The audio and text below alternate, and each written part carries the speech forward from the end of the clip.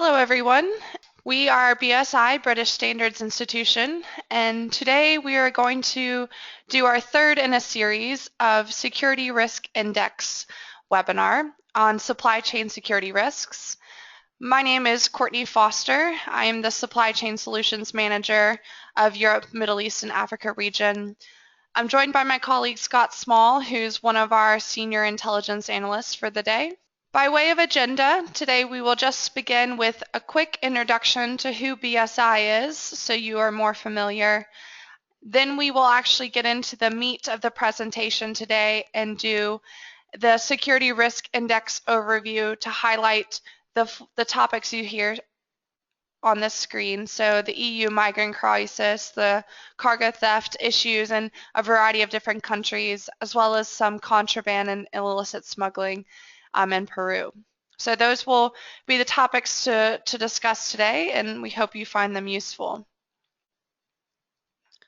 So to begin, just like we said, I wanted to provide you with a brief introduction to who BSI is. Again, BSI is the world's first national standards body for the UK and is a global organization. We here today are part of the BSI Supply Chain Solutions Division, which helps companies assess and manage supply chain related risks. And we do it in three ways. The very first way is through intelligence, which we're here to talk about mostly today. And the intelligence is purely country risk information as it relates to supply chain related issues. So we cover a wide range of different topics from environmental risk, ethical risk, business continuity risk, as well as the primary reason we are here today to talk about supply chain security risks. So there's a web-based intelligence portal with heat maps, qualitative reports, and general threat ratings for each country as it relates to some of these areas of concern. We also at BSI have an audit risk assessment platform where actually you are able to upload your suppliers, facilitate self-assessments to assess risk on your supply chain, as well as host on-site audit results and have dashboarding macro level views of risk, and then also individual supplier specific risk reports that you have access to through a web-based portal.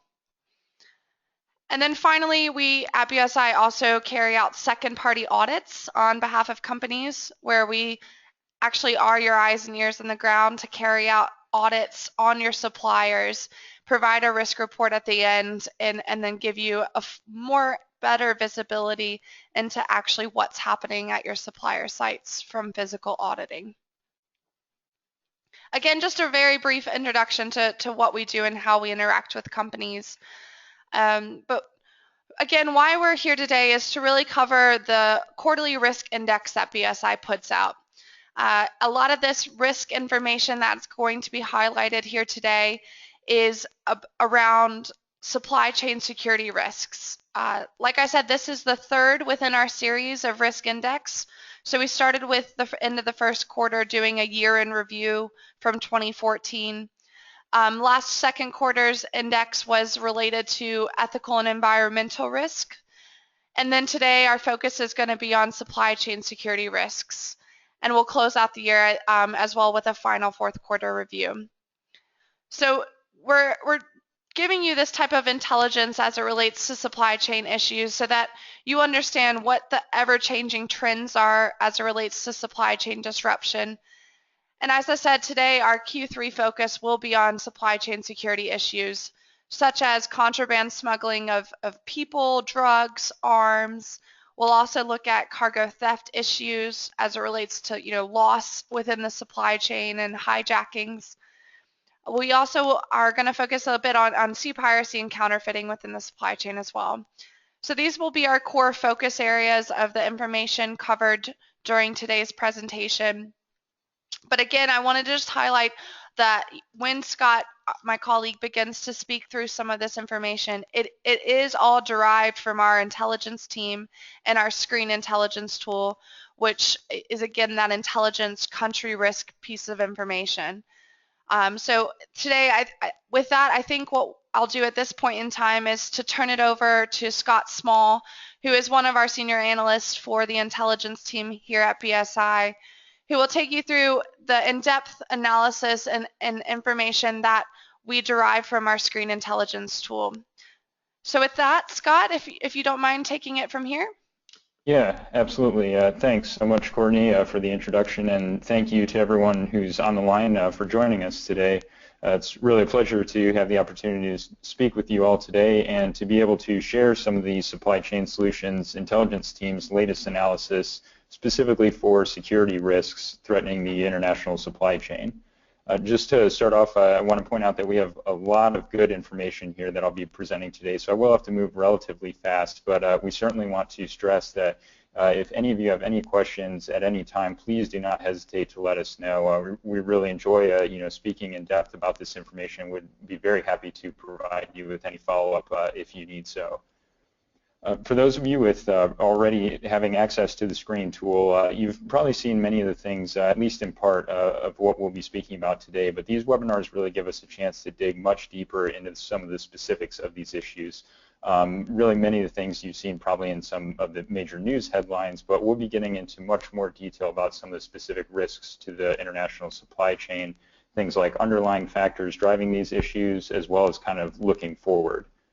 So just to begin with, certainly one of these major topics that's very present in the international press is this EU migrant crisis. Today we'll be speaking specifically about this crisis and the very significant impact that it's had on the supply chain in the region. So just to give kind of a brief overview of the crisis, and again, just to kind of underscore the very serious economic impact that this situation has created, you can see on this infographic to the right-hand side of the slide a number of key statistics that we'd like to point out. Again, just underscoring the serious economic impact in a number of countries in this region. So $1 billion, that's billion with a B, estimated total cost to the economy of the United Kingdom as a result of the total delays caused by this crisis.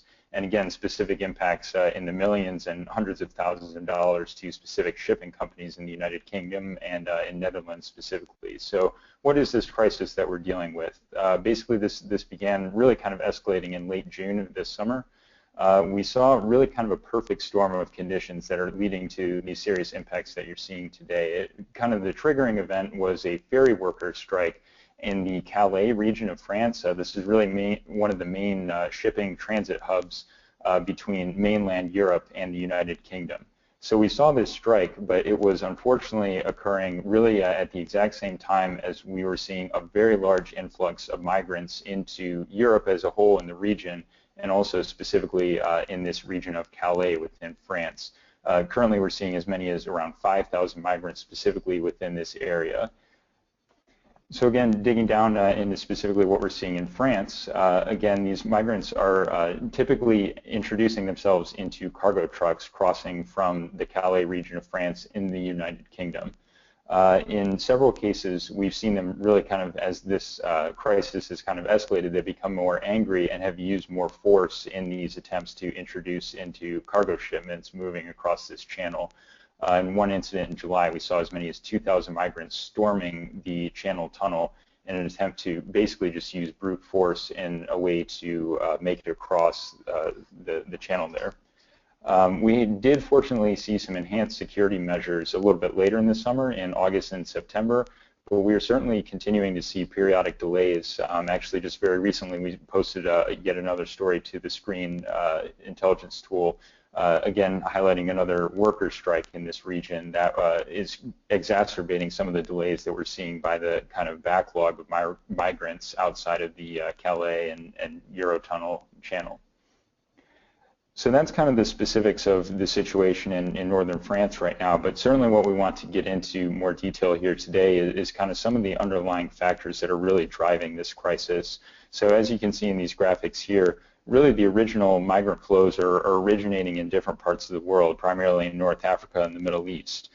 These are creating a number of kind of underlying pressures that are leading to the situation up further north in Europe and really kind of driving this crisis as we're seeing it today. So once these migrants cross the channels, usually they're not using cargo shipments to move from either North Africa or the Middle East into Europe, but once they reach Europe, there's a really high risk of them, again, introducing themselves into cargo shipments in an attempt to stow away and move further north. And then we're seeing those exact same tactics in an attempt to actually cross from France to really one of the primary desired destinations, which is the UK itself. Looking a little bit more specific within this southern region of Europe, Greece is really kind of one of the main choke points for a lot of these issues that we're seeing. Again, the continental movements from southern Europe up to the north. So we've seen large numbers of migrants beginning to land on Greece's outer-lying islands from Turkey in July. And as these migrants were attempting to move further north to more desirable locations, they were actually very clearly stowawaying in a large number of cargo shipments moving to those regions. BSI has been able to identify a number of ports where this is a specific concern of these stowaways being introduced. The port of Patras and Piraeus, indicated on this map here, are really known high-risk areas for these problems occurring. Taking a step back again and just looking kind of at a continental overview, certainly we're seeing a very large amount of these issues happening in northern France, but kind of this overall crisis is really causing some serious impacts on the overall supply chain within the region of Europe. So the main way that this is happening is through a large series of border closures and increased checks measures. Many of these you've seen, some of the clashes in the news over the past few weeks and months.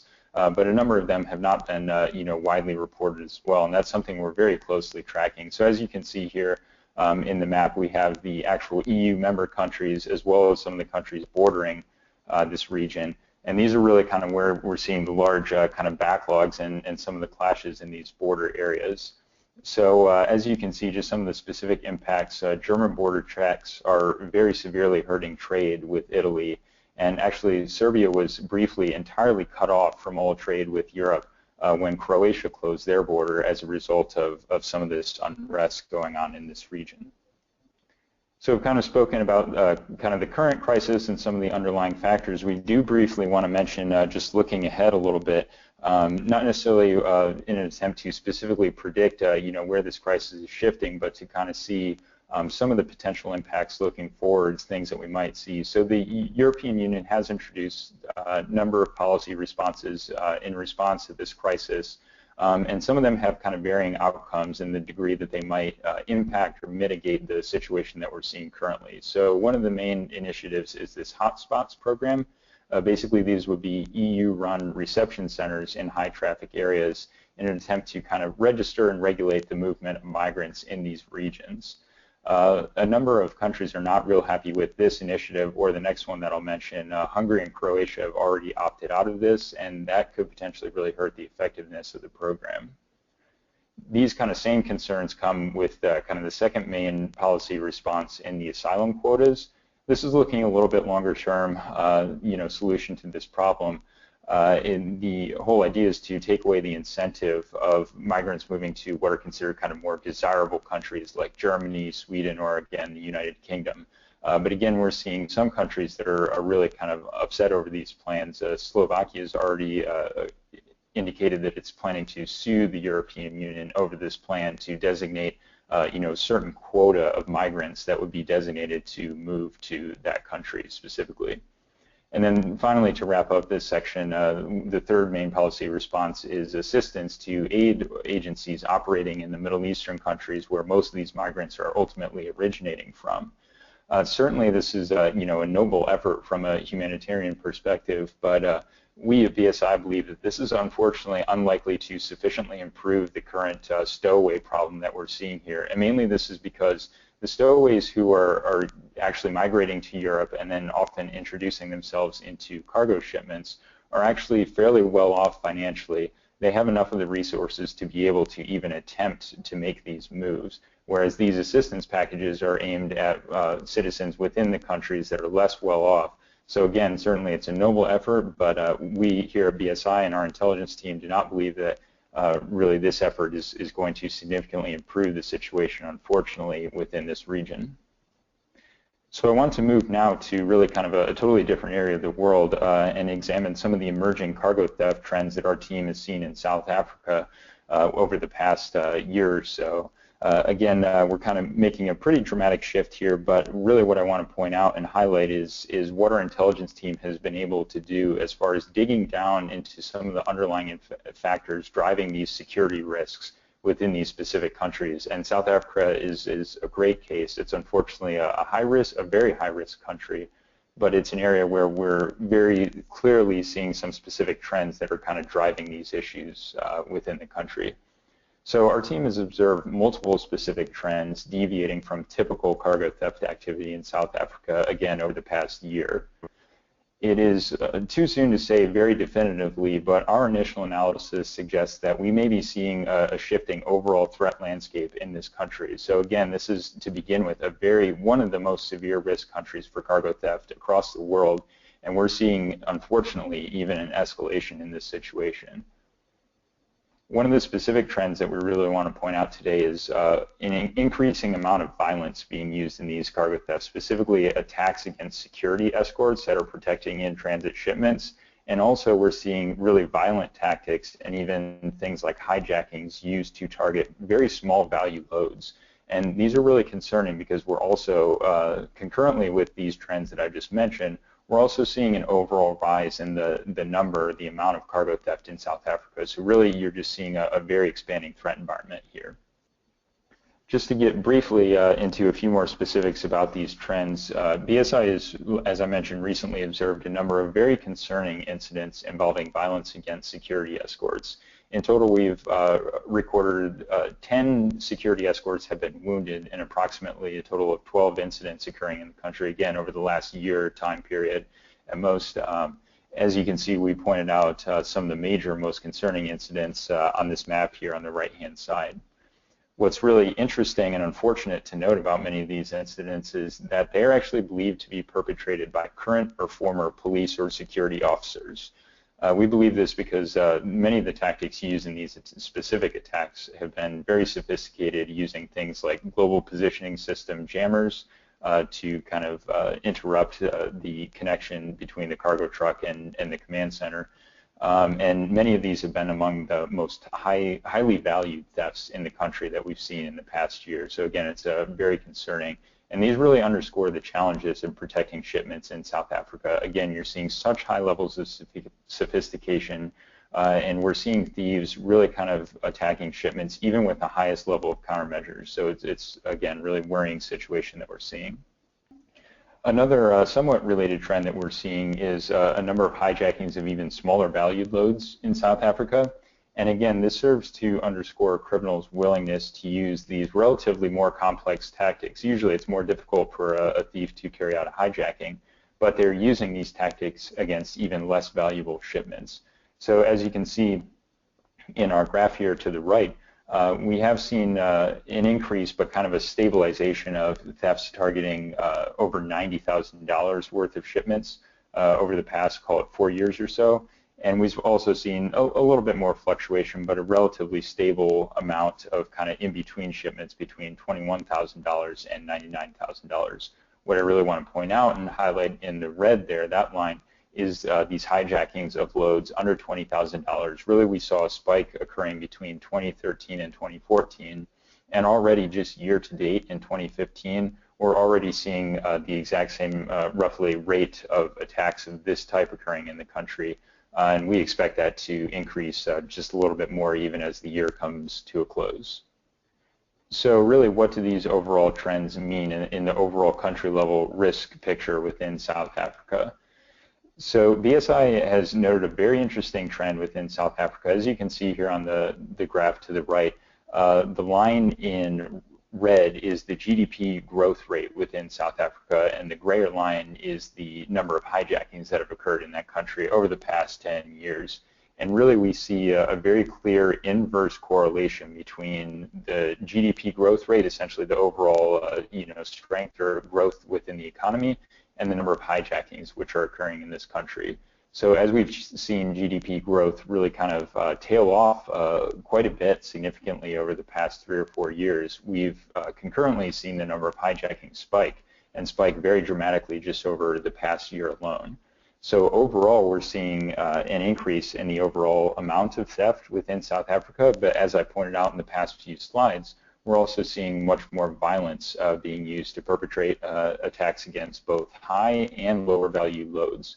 So as the overall amount of theft we predict is increasing and continuing to increase in South Africa, we're also very likely to see more of these very concerning incidents using high levels of violence as well. So just to keep moving again from the cargo theft perspective, we're going to deal with a couple of countries in the East Asia region, beginning with China here. Really, many of the trends that we're going to point out here, and certainly for China, are really involving increasing levels of sophistication among cargo theft gangs within these countries. So one of the things that we've specifically noted within China over the past year is a number of concerning thefts from moving cargo trucks. So basically, these are trucks that are in transit from a warehouse or logistics center to a destination point. And we're seeing thieves actually targeting those shipments as they're physically moving on the roadway.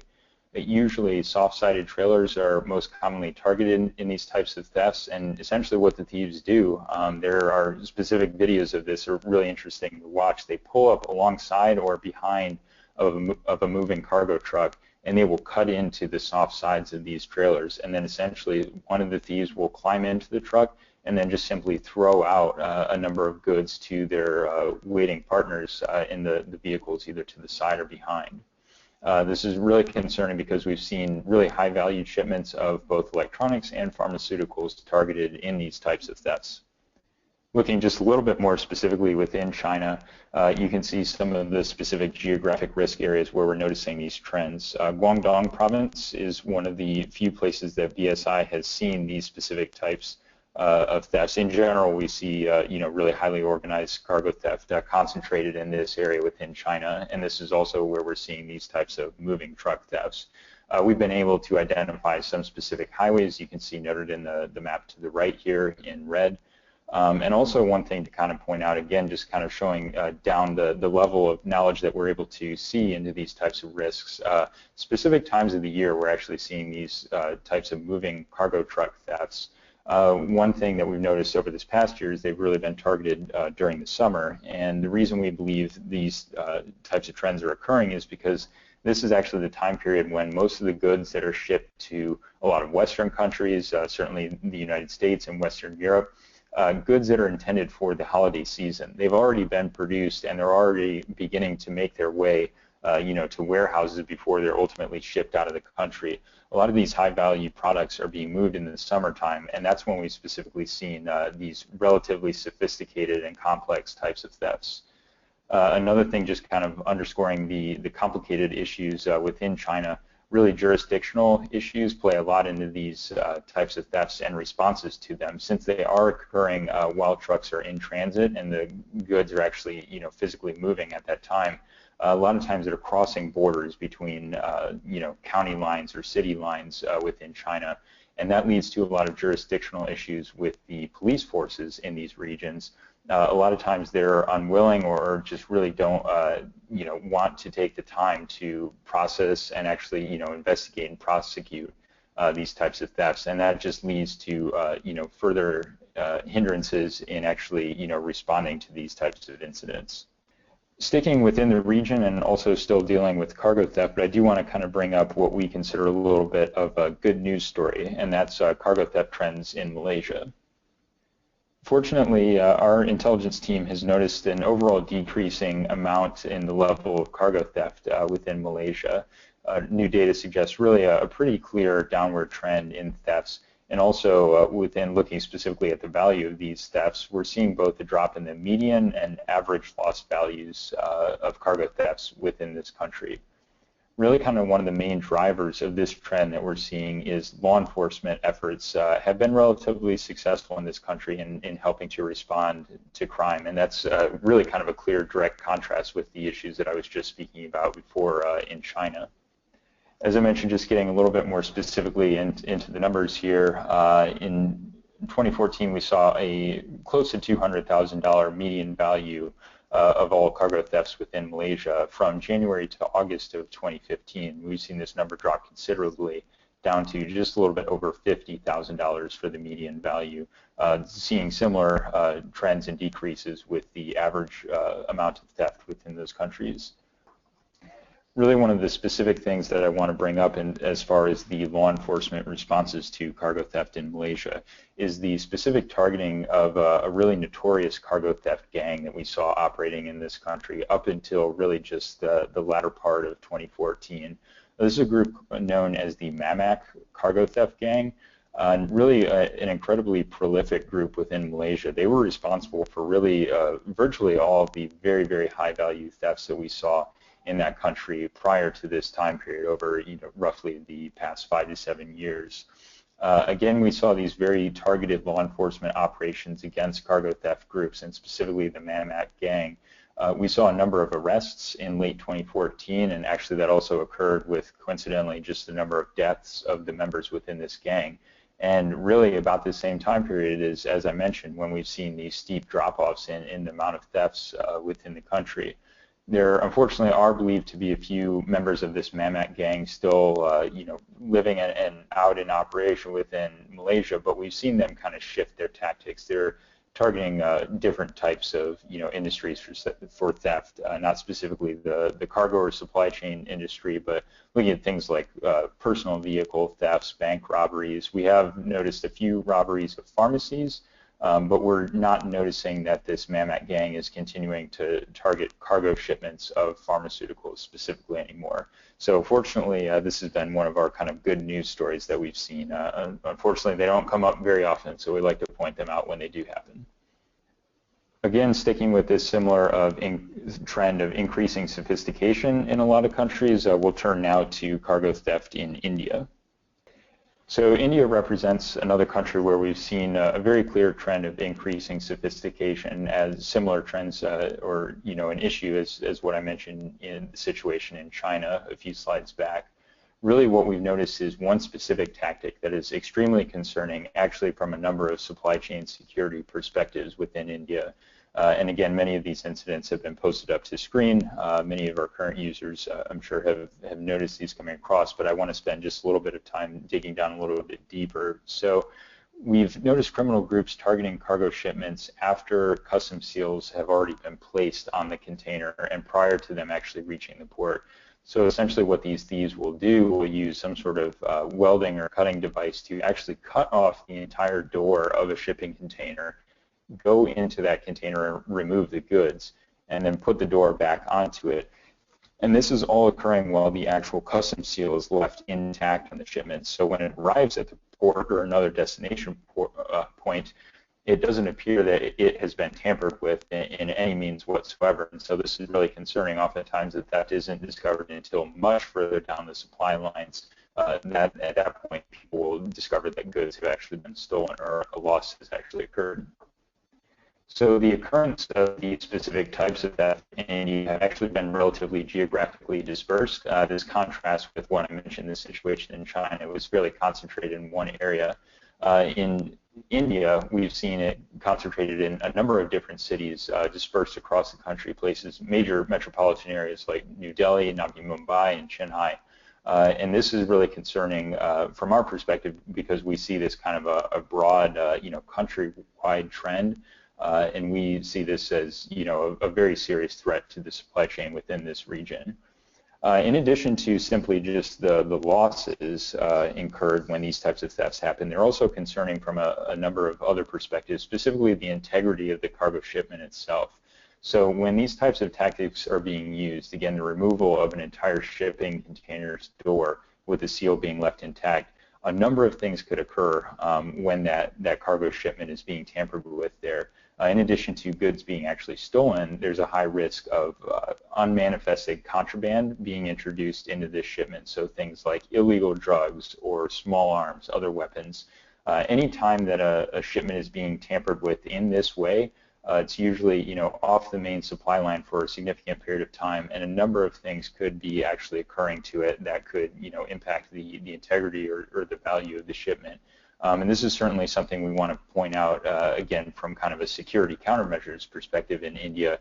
We're stressing the importance of doing very thorough and robust background security checks, really for any supply chain employees, anyone that has impact or interaction with the supply chain moving through India, just due to these very specific trends and types of incidents that we're seeing in this country. So I want to move to another region of the world, again sticking with cargo theft. We're going to examine just a few things very briefly in two countries in Europe, dealing with Germany and Italy.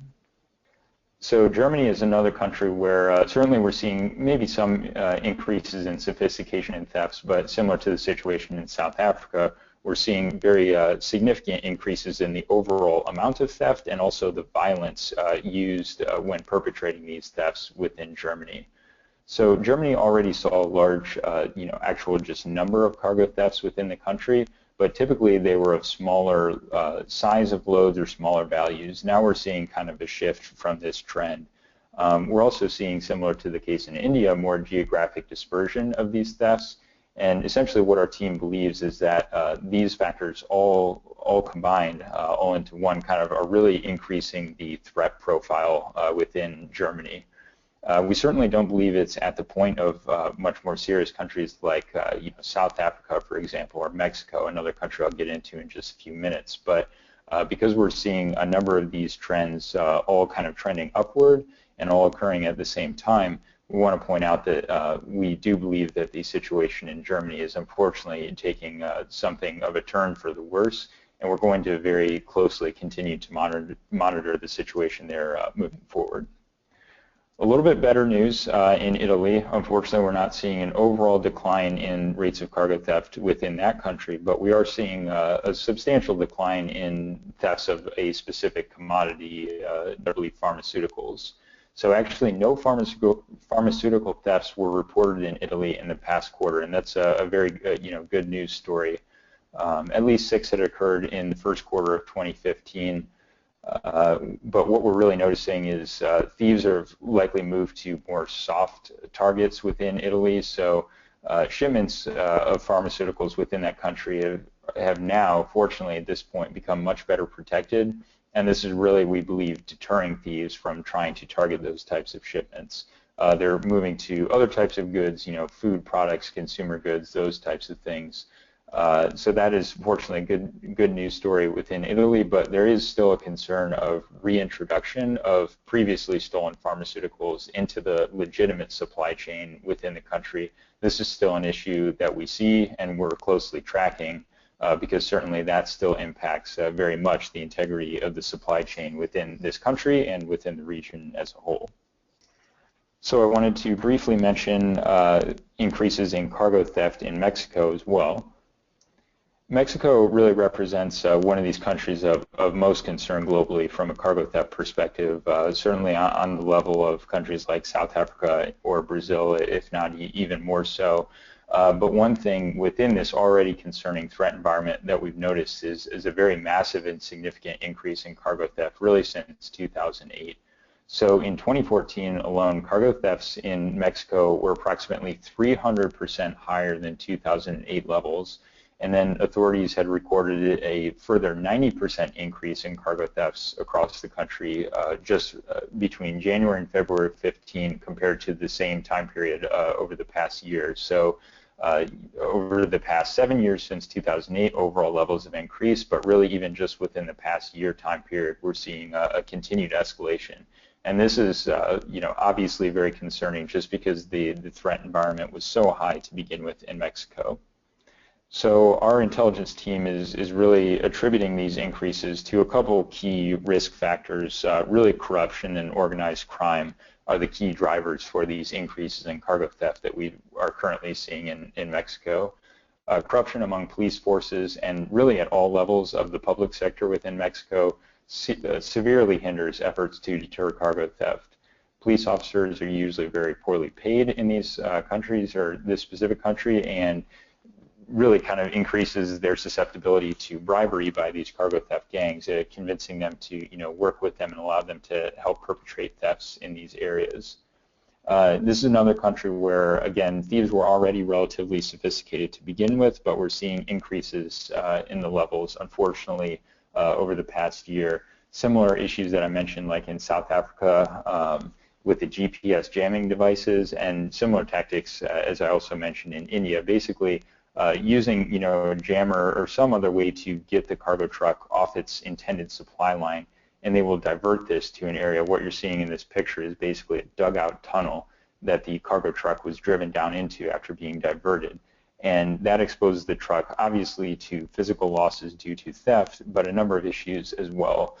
Primarily what we're concerned about is the introduction of contraband items, again, illegal drugs or small arms being introduced into the shipment. And then typically once the thieves or other criminals have gone ahead and tampered with the shipment, they will attempt to divert it back into its normal supply line in an attempt to make it seem like nothing has happened to the shipment. And then getting down to kind of wrap up on a few of our last points, we will shift somewhat here to a few different risk factors or indicators. Specifically what we want to talk about in Peru is drug smuggling. So what we've noticed in Peru, and specifically the port of Callao, the country's main seaport there, recent reports very clearly have identified a very high level of corruption at this specific supply chain hub, and its very specific role in helping with illegal drug trafficking out of the country.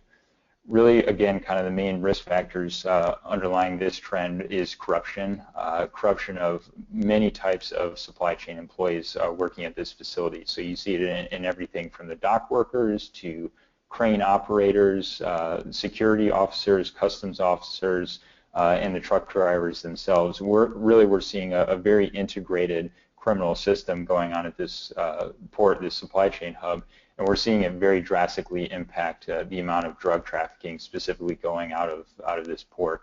As you can see, a number of the most recent incidents just over the past year within Peru, mainly going out of the port of Callao, and you can see really the very significant size of many of these illegal drug shipments moving out of the country. Digging down just a little bit deeper, specifically within the Callao region of Peru, we have been able to identify some very specific areas within this region. They're highlighted in the red here. Basically, we're noticing kind of very clear, repetitive lines used to smuggle these drugs from the point of introduction at the warehouse itself. Sometimes it's occurring while it's in transit en route to the port, and then certainly, as I pointed out, many of these corrupt workers operating at the port, they're also helping to either introduce or facilitate the movement of drugs out of this seaport from Peru. Certainly now that these trends have been identified, a number of them were kind of identified in major newspapers within Peru and the region. Certainly we're estimating that the criminals operating in this area are also picking up on those trends, and so we may see them start to shift from some of these very specific routes that they're using. But certainly they're going to, we predict, anticipate, continue to attempt to export these illegal drugs. And we want to just point out and highlight some of these risks that we're seeing in this area and really kind of just underscore the overall threat environment in this region. And then finally, just to wrap up, another topic that gets away from kind of the cargo theft that we focus primarily on for this Security Risk Index webinar, but we wanted to turn just a little bit quickly to terrorism. And the very serious impacts that terrorists can have against the supply chain. And in order to highlight that, we wanted to focus on a specific case in Turkey in the Middle East. So BSI's intelligence team has noted, again, a very clear trend of increasing and escalating attacks by the Kurdish Workers' Party. It's a very well-known terrorist group operating in Turkey over the past few months, really. PKK attacks in Turkey have greatly increased really since just the end of July, so it's really been a very rapid increase. And really what we're seeing is this trend is occurring after airstrikes were being carried out in the northern Kurdistan region of Iraq. Most of the specific attacks that we're seeing in Turkey have occurred almost entirely in the eastern and southeastern portions of the country. You can see on this map all these specific attacks attributed to the PKK group that we've noted just in August and September of this year so far. While we have seen a few specific supply chain attacks so far from these this recent escalation, what we really want to point out is that in general, our team has really noticed a very clear trend of whenever the PKK increases its attack activity just in general within southeastern Turkey, they almost always turn to specific supply chain attacks within that region. So their most common tactics are things like arsons against cargo trucks or cargo warehouses, a lot of attacks and bombings against railroads in this region, other infrastructural targets like bridges. So in general, we see whenever there's an escalation of attacks in general, we tend to see specific attacks against the supply chain, and that's what we're very confident is unfortunately going to happen in this region in the near future. And certainly something we want to highlight and notify our clients of in advance when these threats might be emerging. So again, that kind of wraps up our overall presentation here. Again, I know we bounced around to a number of different risk indicators within these areas, but certainly, as I'm sure you've noticed, been a lot of kind of overarching trends, just issues with the integrity of cargo shipments in these areas, and unfortunately, in a lot of these countries, really kind of escalating threat environments. And again, just to highlight, we're going to continue monitoring all of these situations very closely and continue to provide you with this up-to-date information as it becomes available. So thank you very much. That kind of wraps up my portion, and I'll turn it back over to Courtney to kind of close us out here. Great. Thank you, Scott. And so with that, I would just want to say thank you one last time and close out the session. I hope everyone has a great day. Thank you.